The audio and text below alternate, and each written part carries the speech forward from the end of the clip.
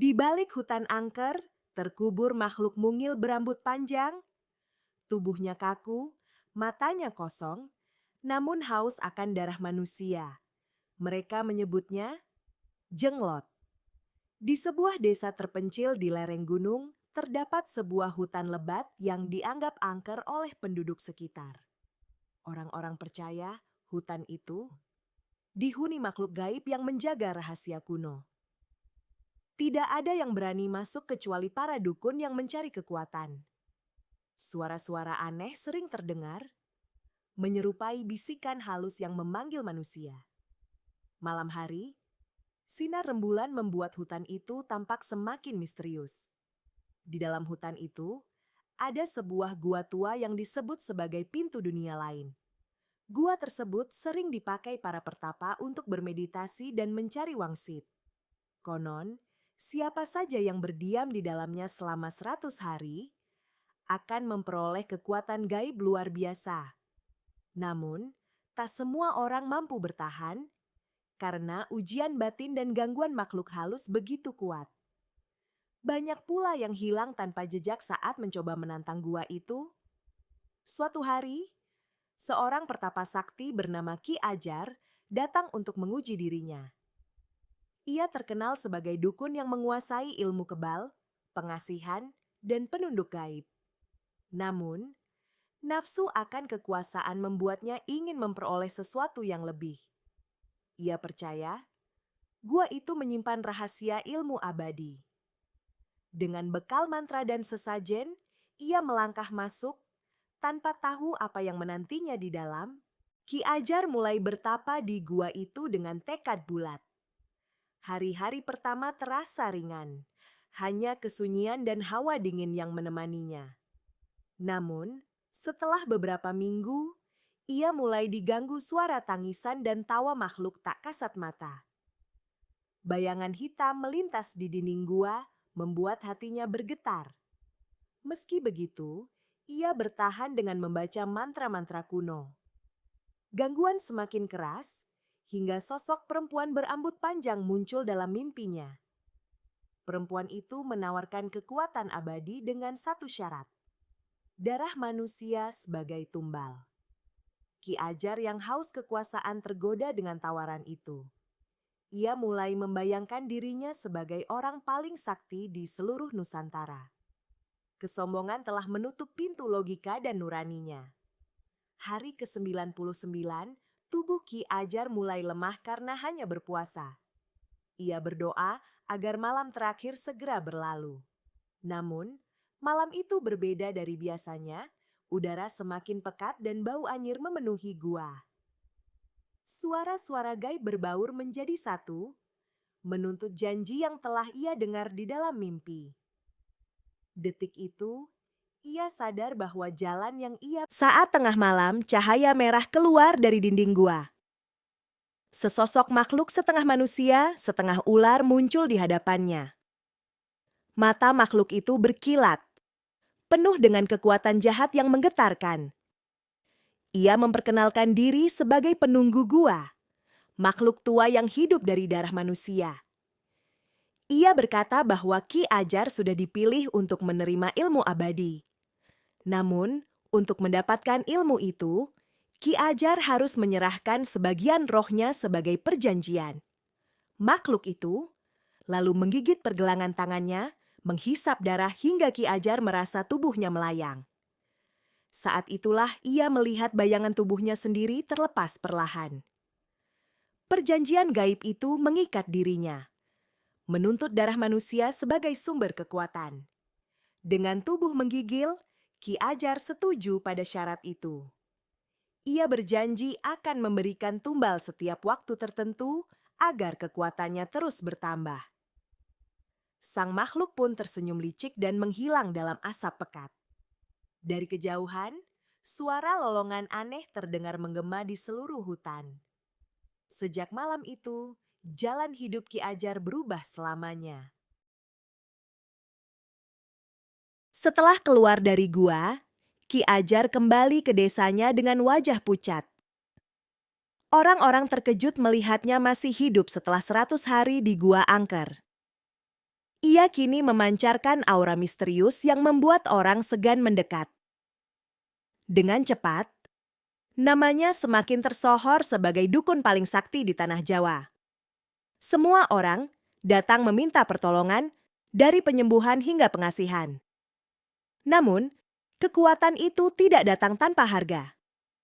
Setiap malam bulan purnama, Ki Ajar harus memberikan tumbal darah. Awalnya ia menyembelih ayam dan kambing, berharap itu cukup bagi makhluk penunggu. Tetapi, semakin lama suara gaib menuntut darah manusia. Jika ia menolak, tubuhnya terasa panas dan matanya berkunang-kunang. Ia tahu perjanjian itu tak bisa dilanggar. Akhirnya, Ki Ajar mulai mencari korban manusia. Ia memilih orang-orang asing yang lewat desa, agar tidak dicurigai. Mayat mereka ia kubur dalam hutan, menjadi rahasia kelam yang hanya ia dan makhluk gaib tahu. Dengan setiap korban, tubuhnya semakin kuat dan umurnya terasa tidak. Tahun demi tahun berlalu, Ki Ajar tetap terlihat muda. Orang-orang mulai menganggapnya sebagai manusia setengah dewa. Namun, di dalam hatinya, ia mulai merasa hampa.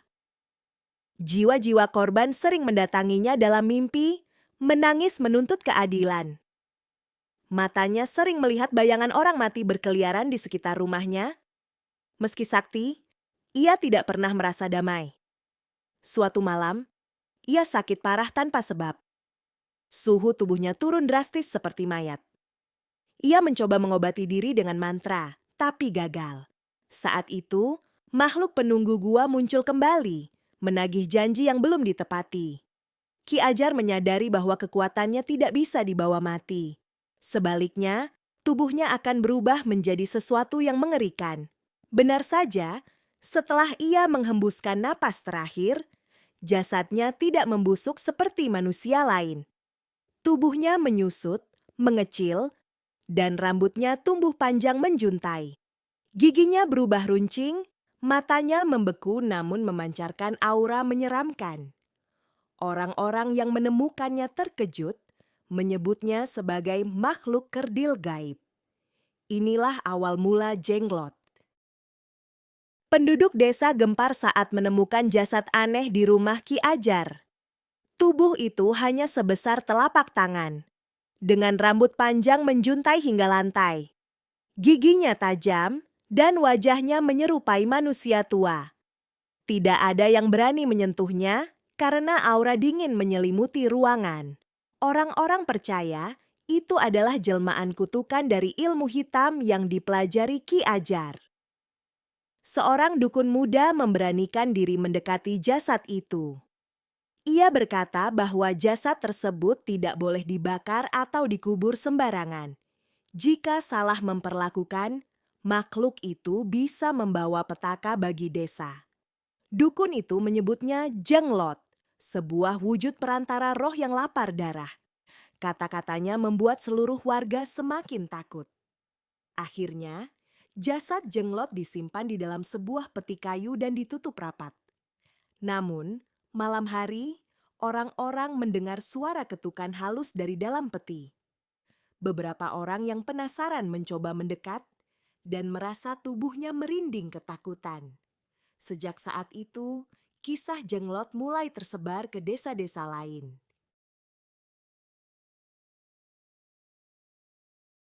Beberapa hari setelah Jenglot ditemukan, penduduk desa mulai mengalami kejadian aneh. Ayam-ayam di kandang mati tanpa luka, namun tubuhnya kering seolah darahnya hilang. Kambing dan sapi pun satu persatu roboh dengan kondisi serupa.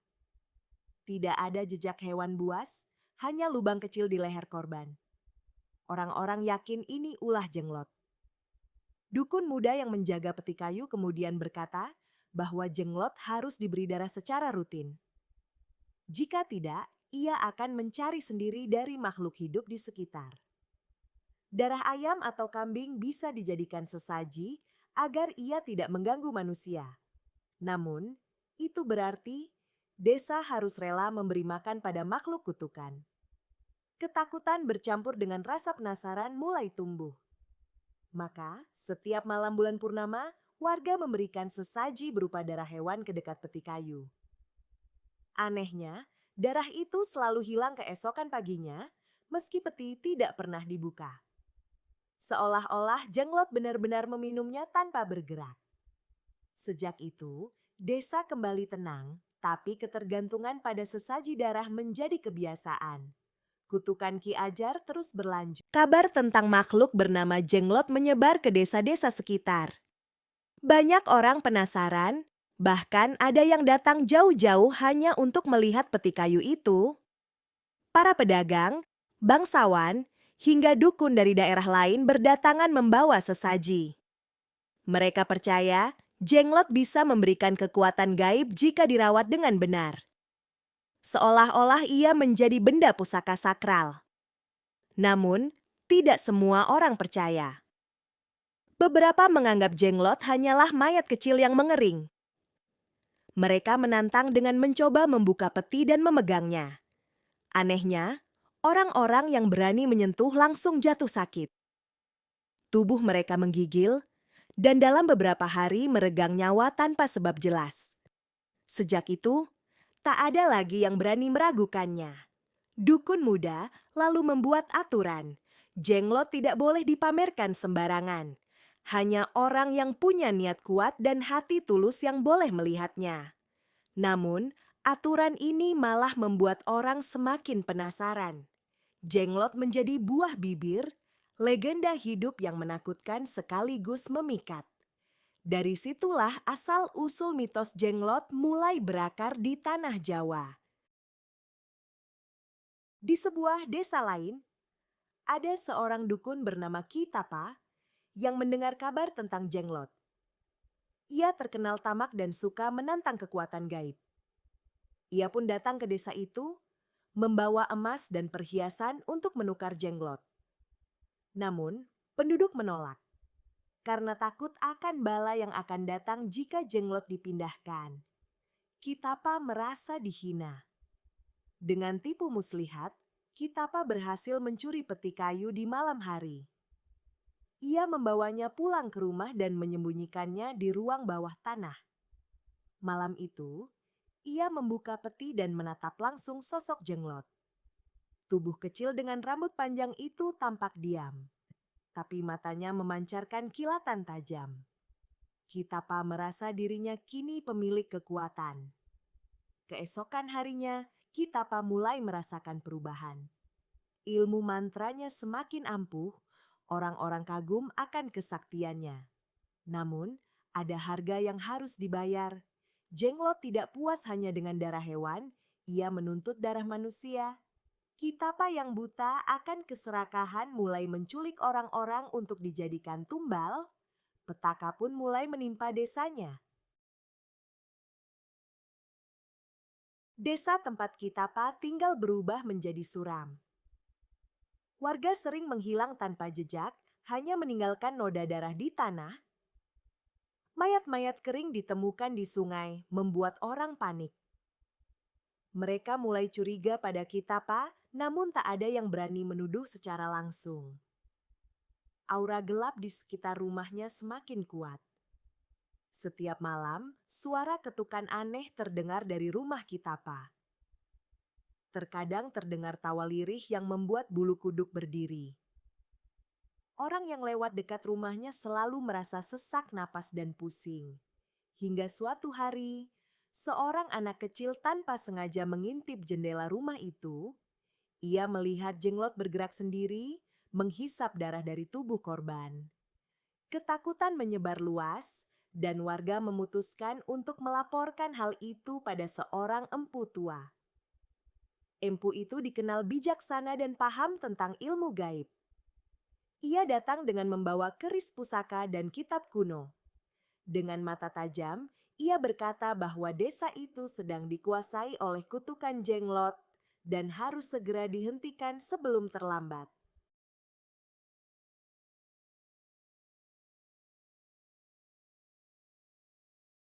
Empu tua itu datang ke rumah Ki Tapa bersama beberapa muridnya.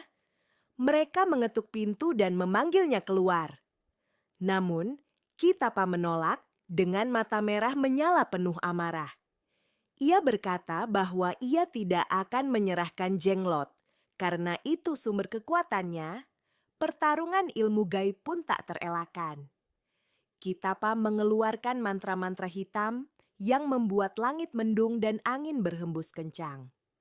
Murid-murid empu terlempar, namun sang empu tetap berdiri kokoh. Dengan suara lantang, ia membaca doa suci yang membuat cahaya putih memancar. Pertarungan itu menggetarkan seluruh desa, seakan langit dan bumi ikut menyaksikan. Namun, kekuatan Kitapa melemah karena ia tidak sadar. Jenglot juga menyerap tenaganya. Tubuhnya mulai kurus dan matanya cekung. Empu tua melihat kesempatan itu, lalu menusukkan keris pusaka ke tanah sambil memanggil roh leluhur. Seketika, rumah Kitapa runtuh dan suara jeritan menggema. Pertarungan itu berakhir dengan hancurnya sang dukun tamak. Saat rumah Kitapa runtuh, peti kayu terbelah dan Jenglot terlepas. Ia meloncat kecil, matanya menyala merah, menatap semua orang. Warga berteriak ketakutan, berlari menjauh dari tempat itu. Empu tua tetap berdiri tenang, menghadapi makhluk kecil yang penuh aura jahat itu. Jenglot bergerak cepat, menyerang dengan kuku panjangnya yang tajam. Murid-murid empu mencoba menghalau, tapi satu persatu tumbang. Empu tua kemudian menggambar lingkaran suci di tanah, memerangkap Jenglot di dalamnya. Makhluk itu berteriak dengan suara nyaring, membuat tanah bergetar. Namun, lingkaran itu berhasil menahannya untuk sementara waktu. Dengan napas terengah, Empu berkata bahwa Jenglot tidak bisa dihancurkan begitu saja. Ia adalah jasad manusia yang sudah terikat perjanjian gaib. Yang bisa dilakukan hanyalah mengurungnya agar tidak mengganggu manusia lagi. Maka, Jenglot pun dimasukkan ke dalam kotak bambu khusus dengan mantra pengikat. Empu tua membawa kotak berisi Jenglot jauh ke gunung. Ia menaruhnya di sebuah gua tersembunyi, lalu menutup pintu gua dengan batu besar.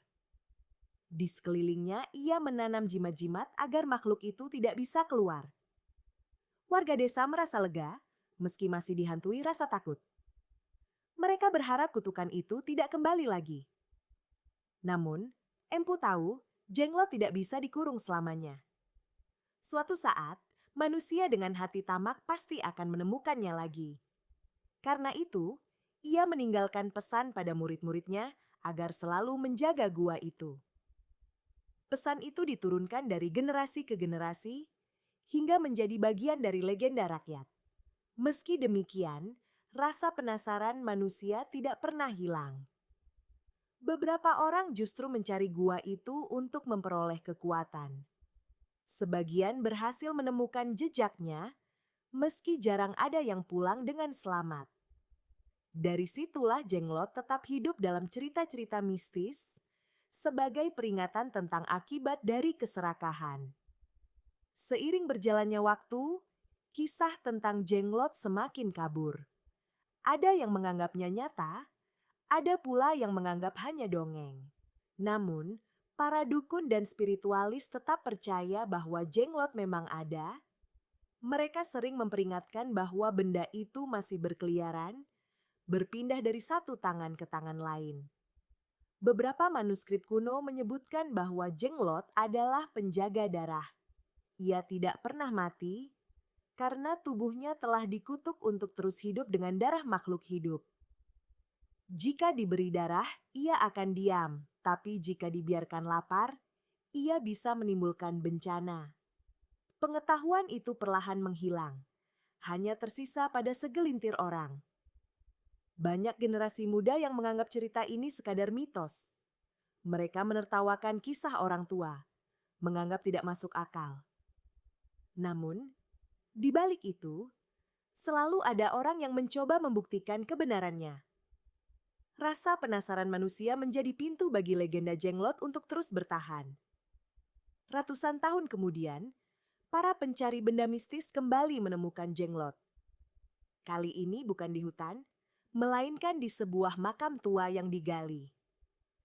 Sosoknya masih sama, tubuh kecil dengan rambut panjang dan gigi tajam. Orang-orang yang menemukannya langsung menjualnya ke kolektor benda gaib.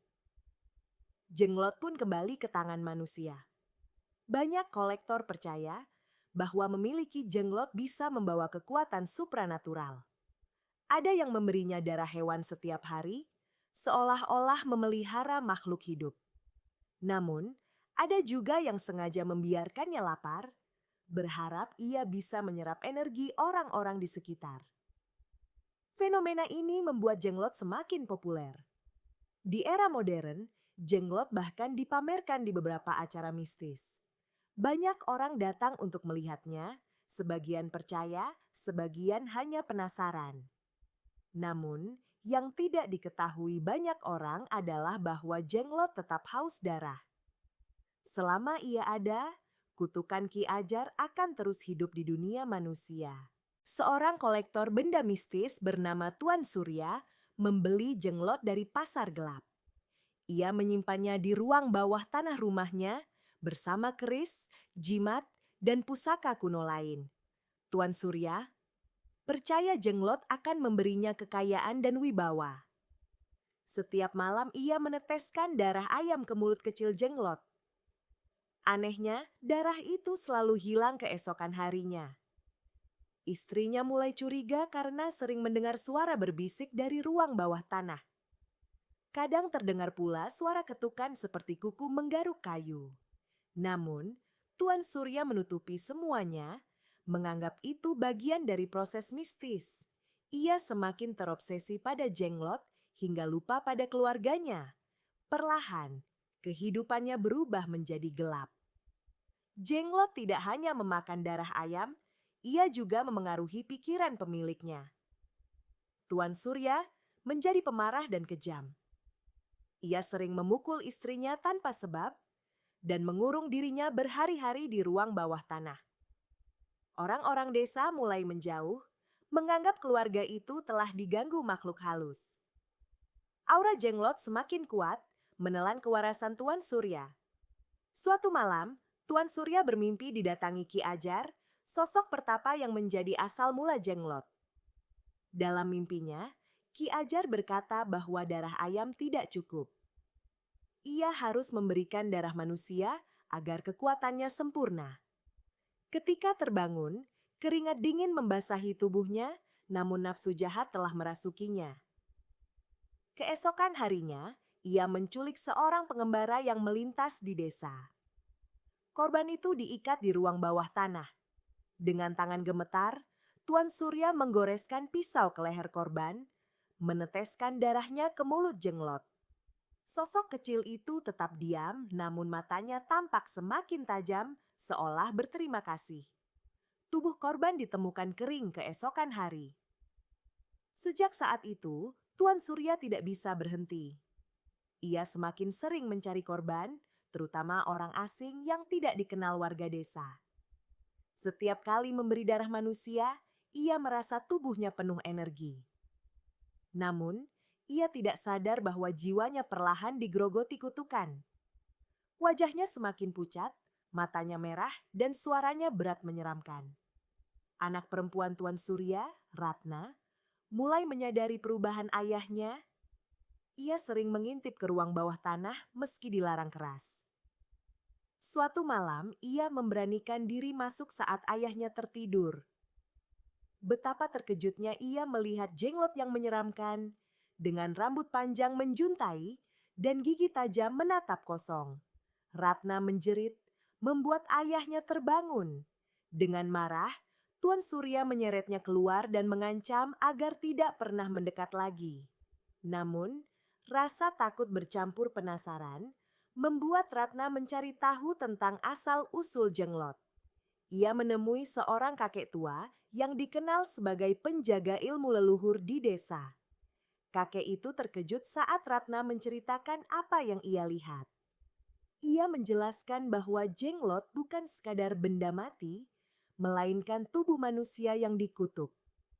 Siapapun yang merawatnya akan kehilangan jiwanya.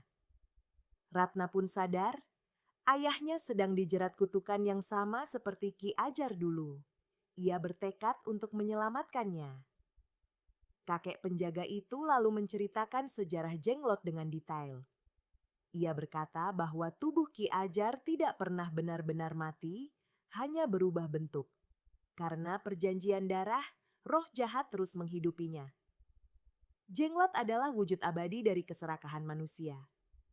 Ia akan selalu mencari tuan baru yang tamak. Ratna menangis mendengar penjelasan itu. Ia sadar ayahnya sudah masuk perangkap yang sama. Namun, kakek itu berkata masih ada harapan. Jika Jenglot bisa dikembalikan ke tanah suci dan disegel dengan doa leluhur, kutukannya bisa dilemahkan. Tapi perjalanan itu berbahaya karena Jenglot tidak akan tinggal diam. Ratna lalu meminta bantuan beberapa pemuda desa. Mereka sepakat untuk menolongnya meski hati penuh ketakutan. Kakek penjaga memberikan jimat pelindung dan mantra khusus. Dengan itu, mereka berharap bisa melawan aura jahat Jenglot. Perjalanan berat pun segera dimulai. Ratna akhirnya memberanikan diri menghadapi ayahnya. Ia masuk ke ruang bawah tanah dengan jimat di tangan. Tuan Surya yang sedang memandangi Jenglot marah besar melihat anaknya masuk lagi. Matanya merah menyala, suaranya menggelegar seperti bukan manusia. Ia berkata bahwa Jenglot adalah harta yang tidak boleh diambil. Ratna mencoba membujuk dengan air mata, mengingatkan kasih sayang keluarga. Namun, ayahnya sudah kehilangan akal sehat. Ia menghunus pisau dan mengancam siapapun yang berani mendekati Jenglot. Saat itu, Jenglot mengeluarkan suara lirih untuk pertama kalinya, seolah menyemangati Tuan Surya agar semakin buas. Pertarungan pun pecah. Pemuda desa masuk membawa jimat dan membaca mantra. Tuan Surya melawan dengan kekuatan gaib yang ia dapat dari Jenglot. Ruangan itu bergetar, lampu-lampu pecah, dan udara dipenuhi bau darah. Ratna menjerit, menyadari ayahnya sudah hampir tak bisa diselamatkan. Dalam kekacauan itu, kotak tempat Jenglot disimpan terjatuh. Tutupnya terbuka, dan makhluk kecil itu melompat keluar. Untuk pertama kalinya ia bergerak bebas, matanya menyala merah menyilaukan. Semua orang terdiam, merasakan hawa kematian yang begitu pekat. Ratna menutup mulutnya agar tidak berteriak. Jenglot menggeram, lalu melompat ke arah salah satu pemuda. Dengan cepat ia menggigit lehernya, menyedot darah hingga tubuh korban kering dalam hitungan detik. Semua orang menjerit, berlari ke sudut ruangan. Tuan Surya sendiri terkejut, karena ia mengira Jenglot hanya akan tunduk padanya. Ternyata, makhluk itu punya kehendak sendiri. Kini Jenglot tidak lagi patuh. Ia menyerang siapa saja yang ada di dekatnya. Tuan Surya mencoba memerintah dengan mantra, tapi gagal. Jenglot justru menatapnya dengan mata penuh kebencian. Ia melompat ke arah Tuan Surya, membuat sang kolektor jatuh tersungkur ketakutan. Kutukan itu akhirnya berbalik pada pemiliknya. Jenglot mencengkeram bahu Tuan Surya, menggigit lehernya tanpa ampun. Darah mengucur deras saat diserap habis oleh makhluk kecil itu. Dalam hitungan menit, tubuh Tuan Surya mengering seperti mayat berpuluh tahun. Ratna menangis histeris, namun kakek penjaga menahannya. Ia berkata bahwa inilah balasan untuk keserakahan. Setelah puas, Jenglot berdiri di atas tubuh kering Tuan Surya.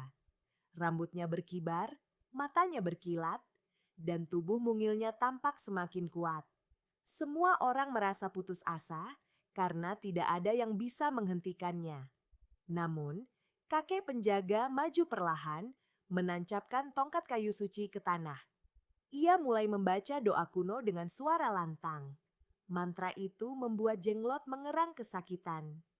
Tubuhnya bergetar, berusaha keluar dari lingkaran cahaya yang terbentuk. Ratna ikut membantu dengan membaca doa yang diajarkan. Perlahan, Jenglot mulai melemah meski tatapannya tetap penuh kebencian. Pertempuran antara cahaya dan kegelapan pun mencapai puncaknya. Lingkaran doa semakin kuat, sinar putih memenuhi ruang bawah tanah. Jenglot berteriak dengan suara melengking, tubuhnya bergetar hebat. Rambut panjangnya berkibar liar, dan giginya mencakar udara seperti hendak melawan. Namun, setiap kali ia mencoba keluar, cahaya itu membakarnya. Bau anyir bercampur asap hitam memenuhi udara. Kakek penjaga terus membaca mantra tanpa henti, meski tubuhnya gemetar karena kehabisan tenaga. Ratna menggenggam jimat di tangannya, menguatkan suara doa. Pemuda desa ikut bersujud, memperkuat energi leluhur yang dipanggil. Cahaya semakin terang hingga membuat mata semua orang terpejam. Jeritan Jenglot terdengar panjang, lalu perlahan menghilang. Saat cahaya mereda, tubuh Jenglot terjatuh lemas. Ia kembali kaku seperti benda mati, hanya seonggok jasad kecil berambut panjang.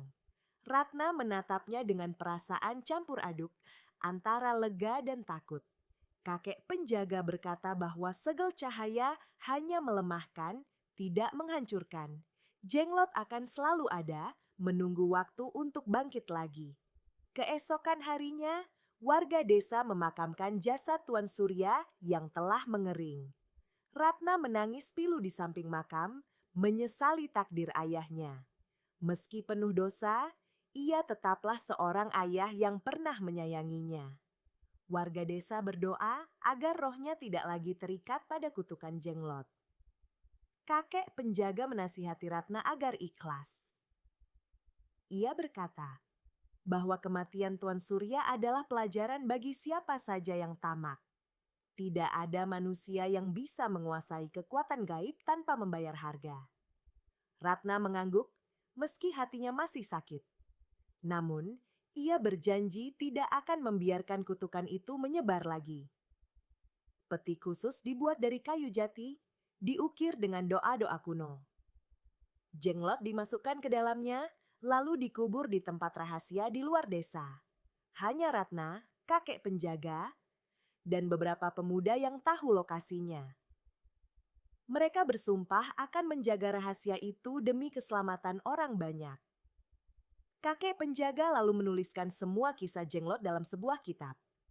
Ia tahu bahwa suatu hari, generasi berikutnya harus siap menghadapi kutukan yang sama. Kitab itu berisi mantra, doa, dan sejarah asal-usul Jenglot. Ia mempercayakan kitab itu kepada Ratna sebagai pewaris. Ratna awalnya ragu menerima tanggung jawab besar itu. Namun, ia sadar bahwa ia adalah saksi hidup kutukan Jenglot. Ia tak ingin orang lain merasakan penderitaan yang sama. Dengan tegar, ia berjanji akan menjaga ilmu itu, meski berarti hidupnya selalu dibayangi bahaya. Sejak hari itu, Ratna menjadi murid kakek penjaga. Ia belajar membaca mantra, memahami tanda-tanda gaib, dan mengenali energi jahat. Meski perempuan muda, semangatnya melebihi para pemuda desa. Ia siap menghadapi masa depan yang penuh misteri. Meskipun Jenglot sudah dikubur, Ratna sering mendengar bisikan di telinganya saat malam tiba. Suara lirih memanggil namanya, memohon darah untuk diminum. Kadang ia terbangun dengan tubuh gemetar, seolah ada sesuatu yang mengawasinya. Meski jimat selalu dipakai, bayangan itu sulit diusir. Kakek penjaga berkata bahwa roh Jenglot masih mencoba menggoda. Ia akan selalu mencari celah, terutama pada orang yang lemah hati. Ratna diminta untuk tetap kuat dan jangan sekalipun tergoda. Sekali saja memberi darah, segel akan runtuh dan Jenglot kembali hidup. Ratna menutup telinga dengan doa setiap kali bisikan itu datang. Meski takut, ia berusaha melawan dengan keberanian. Ia tahu bahwa inilah harga dari pengetahuannya. Jenglot tidak akan berhenti, tapi ia pun tak akan menyerah. Beberapa tahun kemudian, kabar tentang Jenglot kembali terdengar. Seorang pencari pusaka bernama Darmo datang ke desa. Ia mendengar ada makhluk kecil yang bisa memberikan kekuatan sakti. Dengan licik, Ia mulai bertanya-tanya pada warga, berharap menemukan lokasi rahasia kuburan Jenglot. Ratna segera mengetahui niat Darmo. Ia mencoba menegur, tapi pria itu justru menertawakannya. Darmo menganggap Ratna hanya perempuan penakut yang menyimpan harta berharga.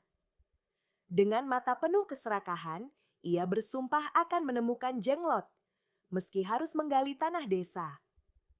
Warga mulai resah karena khawatir kutukan lama akan bangkit kembali. Ratna pun berkumpul dengan para pemuda dan kakek penjaga untuk menyusun rencana. Mereka harus menghentikan Darmo sebelum terlambat. Sebab, jika Jenglot lepas lagi, petaka bisa lebih besar daripada sebelumnya. Suatu malam, Darmo berhasil menemukan lokasi rahasia dengan mengikuti jejak Ratna. Ia membawa cangkul dan mulai menggali tanah dengan penuh semangat. Saat peti kayu hampir terlihat, Ratna dan para pemuda muncul menghadangnya. Pertarungan pun terjadi di bawah sinar bulan. Darmo mengeluarkan senjata tajam dan melawan dengan brutal. Para pemuda berusaha menahannya, namun ia sangat kuat. Ratna lalu membaca mantra untuk menguatkan lingkaran pelindung di sekitar kuburan Jenglot. Tanah bergetar, seolah roh kutukan itu terbangun kembali. Dalam kekacauan itu, tutup peti hampir terbuka. Cahaya merah samar keluar dari dalam tanah. Ratna menjerit, lalu menancapkan jimat ke tanah sambil membaca doa. Sinar putih menyebar, membuat Darmo terlempar jauh. Ia menjerit kesakitan, tubuhnya terbakar oleh energi suci. Peti Jenglot kembali tersegel dengan kuat. Cahaya putih menutup semua retakan tanah. Ratna jatuh lemas, hampir pingsan karena menguras tenaga. Namun, wajahnya lega karena berhasil mencegah kebangkitan. Warga desa bersorak, memuji keberanian Ratna. Darmo yang terluka parah akhirnya meninggal, tubuhnya hangus seperti arang. Warga menguburnya jauh di luar desa agar tidak membawa bala. Kisah tentang keserakahan Darmo menjadi peringatan baru bagi generasi berikutnya. Semua orang sepakat untuk tidak pernah lagi mengusik kuburan Jenglot. Kakek penjaga tersenyum bangga pada Ratna. Ia berkata bahwa Ratna kini sudah menjadi penjaga sejati. Bukan hanya menjaga Jenglot, tapi juga menjaga keseimbangan antara manusia dan dunia gaib. Namun, ia juga mengingatkan, Jenglot akan selalu ada karena kutukan tidak pernah benar-benar hilang.